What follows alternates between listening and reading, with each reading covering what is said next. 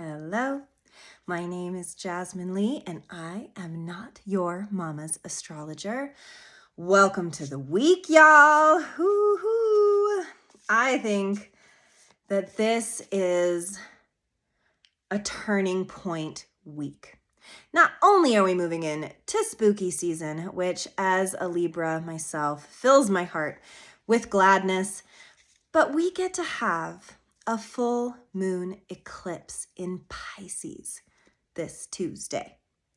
This is a big deal, you guys. This is the start of a very profound story that we're all writing together.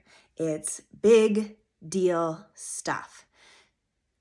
So I like to start these kinds of podcasts with an invitation to you to get down to the root of yourself, to put aside anything that feels mundane, anything that is thinking small, that is hiding deep, deep, deep away. I want these things to shift for all of us. And that's great because a full moon eclipse is a great way to feel a collective something. So I'll talk a little bit about Pisces because the eclipse is probably the biggest thing that's happening this week. Pisces energy is the 12th house. It rules spirit. It rules our subconscious. It rules the other side. It rules intuition, our gut instincts, our deep-seated yeses, and our deeply hidden no's. Pisces is deep. Pisces people are artists. They're soft. They're people who are, it's mutable energy and it's hella mutable. So it moves, it bends, it shifts, and sometimes can lose itself in that mutability. The shadow side of Pisces is addiction, escapism, not wanting to be here on this earth, not wanting to be firmly feet planted. So something that's interesting about this eclipse is that it is nestled between Saturn, who is our rule keeper, our timekeeper, our bones, our stiff upper lip, our lessons. And then on the other side, it's sandwiched by Neptune, our dreams. So, oh my gosh, we have this dance that we're dancing between reality and our dreams, between our instincts and the life we're living. And it is this rare opportunity to understand deeper, better how we are or are not in righteous concert with our deepest dreaming selves. Our dreams could be pretty prophetic this week, so if you are a dreamer and you remember your dreams, do keep a pen and pad next to your bed. Messages can come that way, but truly what this is a quiet time. Whatever you can do on Tuesday to quiet the noise, to listen to the sounds around you. I went for a long walk yesterday, and it was amazing how many different birds I could hear, how many different sounds there were in the quiet of nature, because nature's truly never really quiet, nor are we inside, never really quiet. There's always something going on. And unfortunately, in this modern day world, it's technology.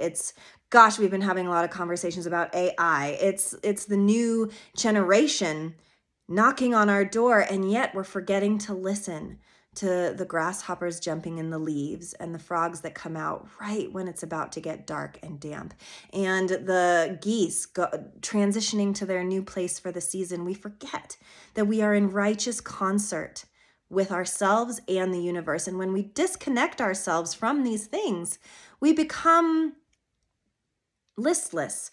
We become that shadow side of Pisces, we become the addicts, the escapists, the people that get headaches and don't want to deal with it. And believe me, I understand. I hardly want to deal with it myself, to be honest. But this is a big cycle. It's a big cycle, meaning it can be a big opportunity to see yourself on a fundamentally deeper, different level. What are your dreams, y'all? What are you fantasizing about deep in your soul that maybe you're even afraid to tell anybody? What is something inside you that wants a release? This is the beginning of that release. This is the beginning of that story. It's the beginning of starting to understand that our dreams and our reality take us in between it to make magic. And this has the potential to be a magical time, but it also has the potential to go awry, to be a horrible, awful, no good day or cycle, because we aren't in alignment with these things that I've just discussed. It's funny, you think of the Holy Trinity. It takes the Holy Trinity of your own self, of your dreams, what's available, and you in the middle, making it come true. It's a new Holy Trinity, and I like it. Let's keep it. Let's bake bread with it. Let's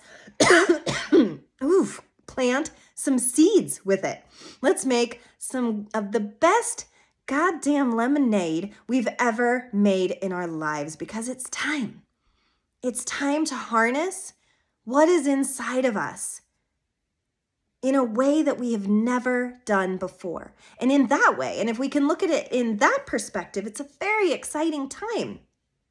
But it can be scary because our dreams and reality and what's in between, which is the us, doesn't always feel in alignment, doesn't always feel proud of itself. In fact, there's a lot of shame underneath all of that wishing and dreaming. There's an I don't deserve it. There's a not for me though. There's a that happens to other people but not me. And I'm here to tell you that it's you, that the world that you are in, the world that you have created, look around it right now. That's you. Because there's no takebacks in this life. There's no whoops-a-daisies. There's only regrets and mistakes. But the truth is, to live a truly impactful life for yourself is to flip those scripts, those regrets, those mistakes. They're the things that are living proof that we can transcend anything. Because so far, we all as humans that are listening to this podcast right now have a 100% success rate of getting through whatever it is we've had to get through. Now, the baggage we have chosen to pack to get through these things that we carry on our backs, that's real. That's pain, that's grief, that's sorrow, that's joy, that's jubilation, that's passion. It's all there and we're all carrying it all the time. And Pisces eclipse season wants us to unpack it. Saturn's here to help us to look at it from the observer's perspective and say, whoa, look at the mess we've made. Look at what we've done. What can we do to fix the recipe? What can we do when the well is running dry? How do we replenish when we don't know where our own water source is? And Neptune says, it's here. It's in you. It's been here all along, and it always will be. But you have to choose to access it. You have to choose to do this for yourself. And this eclipse season is going to reveal one of two things. You're either up for it or you ain't. So it's either going to be hella inspiring or really going to take the wind out of this day-to-day life and ritual you've been doing that isn't working, but you're so stubborn and so stuck on it that you're just going to keep at it. And then the tower of discontent that we build will eventually topple one way or the other. We're all playing Jenga here, all right? It's just what we're taking out and when. Because all of our structures at one point or another need to be refounded, need to be reserved, need to be redone in a way that gives us a better operating system inside. So that's a big deal. And full moons are dicey, right? Because it's all in this spooky season, Pisces, ghosts, other world. There's access. The portal's open. Shit could get weird. I don't know, especially if you're an intuitive person. You can be feeling the collective in a completely different way than you have before. And that's super dope. I'm kind of excited and here for it because as an empath myself, I'm here for it. Whatever it is, I want to know. I'm curious and I'm waiting. And so we've got this big bright full moon and an eclipse blocking it saying, but shh, but listen, quit doing so much. Quit moving around so much. Quit thinking so much. Quit talking so much. And just listen to the birds and the grasshoppers and the water just beyond there and the wind that's coming because this coming weekend is the equinox and moving into Libra season. And Venus is shifting into Scorpio. It's like a deep, deep down time. And if we can take this eclipse quietly, because eclipse season isn't a manifesting time. It's not a time we do ritual. It's not a time we try to draw things to us. It's a time we try to sit in the great now and observe. And then the answers seem to come from some deeper place that we otherwise wouldn't have had access to. So that's Tuesday. Wednesday, Mercury is going to oppose Saturn. So it's this really interesting time of, a no, or I got that wrong, or how are my thoughts really impeding my productivity? Which, can make hump day is a little hard anyway, but to have that little bit of blockage, that little bit of this is why it's not working is going to feel a little frustrating. But then on Thursday, our big, beautiful sun that highlights things is going to trine, which is a positive thing, Uranus, the planet of big change. So some kind of big change is going to be highlighted. So whatever stopgap you got on Wednesday is going to have a big, bold solution the next day. So never fear. There's going to be this ability and want and desire to shift it, to move it. And instead of taking it so personal, to let it wash off you in a way that could make it better than it was before. So then Friday, there's going to be a Neptune opposition, which is really cool and interesting because we were just talking about this eclipse sitting next to Neptune. So then it's almost like Neptune's asking you, well, what are you going to do about it? How are you going to move towards it or away from it? What are you going to do about this newfound something? What are you going to do next? And that can feel hard. It can feel hard to believe in our dreams. It can be hard to watch other people seemingly acquiring their dreams because of social media and all of that, and watch other people seemingly happier than you. And it's all illusion. So maybe for once, we're going to see that kind of thinking is an illusion. The notion that someone with more money is happier, or someone with a partner is happier, or someone with a house is happier, or the right kids is happier is an illusion because we all struggle. We all have different capacity and threshold, and nobody has a perfect life. So when I see this Neptune opposition, I start to see that. Like we start to see clearer how our dreams are ours. They're precious to us and they don't really matter to anybody else. So why are you letting other people's matter more to you than what you're doing right now? Okay. And then over the weekend, we've got Mercury squaring Jupiter, the planet of good luck. So our thoughts and good luck, having this conversation of like, oh, all right, so like we want better, yo. So like, how are we gonna do that? And they're working righteously together, which I think is a really positive thing, which creates productivity, which creates desire, passion, the dream seeds that we need in order to move more forward. It's a big shift. And then Sunday, Sunday, there's a couple things going on. Sunday, there is the sun trining Pluto, the planet of transformation. So here we are. It's kind of like telling a story this week. Do you know what I mean, you guys? There are these seeds planted. We come up against it in kind of a hard way midweek. We start to figure out the solution. We start to kind of dig, thinking about our next steps. And then with the sun trining Pluto, it's saying, you can do this. You can change. You can shift. You can transform. And you don't have to answer to anybody else. However the sun is shining on your transformation, do not be ashamed of it. Let it be there. Let everybody see it. Because when we all can be righteously honest with our own transformations, it allows others to be honest with their own righteous transformations. It's like, I go first, I go, you go, I go, you go. And then all of the sudden, we're all transitioning and it's okay. All of the sudden, I'm not who you thought I was 2 years ago, and that's okay. Because we grow and we shift and we move. There are people I haven't seen for years that were my dearest of people. Dearest, dearest people, but they don't know me anymore. Because we don't talk, because I don't see them, because we live distant, far off lives and lands and heartbreaks and boundaries and everything else. So taking this week to allow your own righteous change and also to recognize that in the people that you think you know. Because the truth is, when we think we know someone, that means we're putting them in a box. That means we're saying, this is who you are and you don't get to be anybody else. And who can grow under those conditions with your family members and your loved ones watching you saying, well, this is what I know you to be, so that's what you have to be. No. We need to let go. We need to let each other go and grow and bloom, even if it threatens us, even if it threatens our own safety, even if it means we got to step it up because our partner's stepping it up, because our kids are stepping it up, because our parents are stepping it up.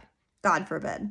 We have to allow each other to change. And we have to champion that change, because if it threatens you, it means that you are threatened by your own change.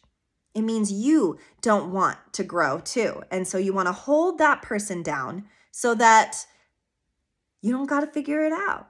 And we all do that. It's not you, it's me. It's we, it's us. There's no you, there's no accusation here. It's a limiting standard that we expect our people to just stay our people forever, because we are us.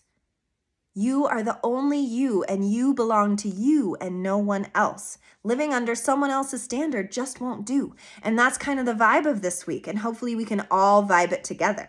So Sunday, here's this big Sun trine Pluto shift going into then also the equinox. And then the Sun's going into Libra, which is about how we partner, why we partner, what's fair, what's justice, what's love, what's beauty. What is this Venusian concept that Libra wants to play out this month for us? I don't know. We'll have to see.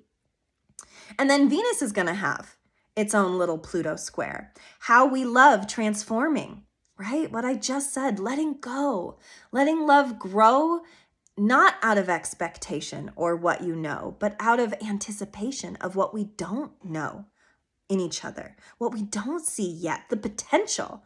Like, to me, the theme word for this week is potential. What is the potential of our dream seeds? What is the potential of the people around us? What is the potential of you? If you just allow things to move and shift and change without being afraid of what you're going to lose along the way, because we all lose stuff. Sometimes I think about my dearly departed child books and toys and my mom and my best friend and the things that I've lost along the way, and it hurts. And I feel it in my rib cage and my finger bones and my toe bones, and how I step and how I hold space now is different because of the things that I lost. And so in that way, we can't be afraid to lose, because it's in the losing that we gain other strengths, other qualities, other people, other experiences. But as a society, loss is so painful, isn't it?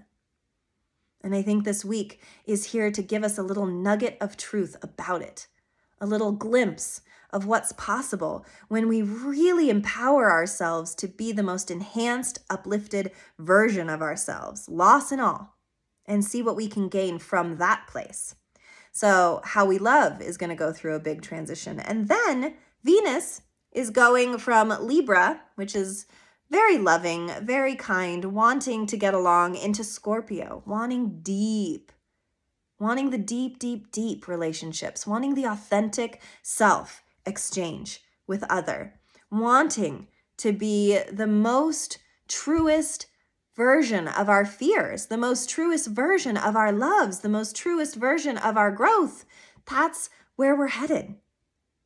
So it is, my babies, deep, deep, deep times. It is indeed a time of transformation, transition, and acceptance of a new soul path, of a new journey. And the card I pulled, if you can't see it because you're listening, it's a kitty holding a violin and a paintbrush, and there's seashells, and it's called Joyful Muse, Inspiration. That is a beautiful card for all of this. Allow it to inspire you rather than detour you. Allow all of the information that is coming at you right now to be fuel for what it is you've always wanted to grow into. It's funny, when I was a kid, I wrote in second grade that I wanted to be a housewife and a waitress when I grew up. And I've done both those things. I was a waitress from the time I was 15 to the time I was like around 25. And I was a stay-at-home mom after that for a while. But now I'm back. Now I'm something different. Now I'm a new iteration of myself. Now I'm not married anymore. Now I don't have the same friends anymore. Now I don't have my mom anymore. Now I don't have the foundations of the things I thought were always going to be there. But what I do have is my joyful muse here. What I do have is inspiration and desire to meet me, to meet this me, this new me, this changed me, to accept her as I blindly accepted past hers because I was too young to know the difference, because I didn't necessarily know or see myself changing the way I can see it now because it's visual. Okay, you guys, now we got the wrinkles, now we got the mom tums, now we got, our hands starting to look like old lady hands. What the fuck is that, you guys? So through this physical representation, I believe that sometimes the spiritual representation comes a little easier because with time and with all of the things that happen to our hearts and our bodies and our souls, we can't help but to notice how we've changed. And I'm ready to meet her. I'm ready to meet this me that I so very much want to aspire to be. And she's there and she's here always. And I'm ready to meet her. Are you ready to meet yours?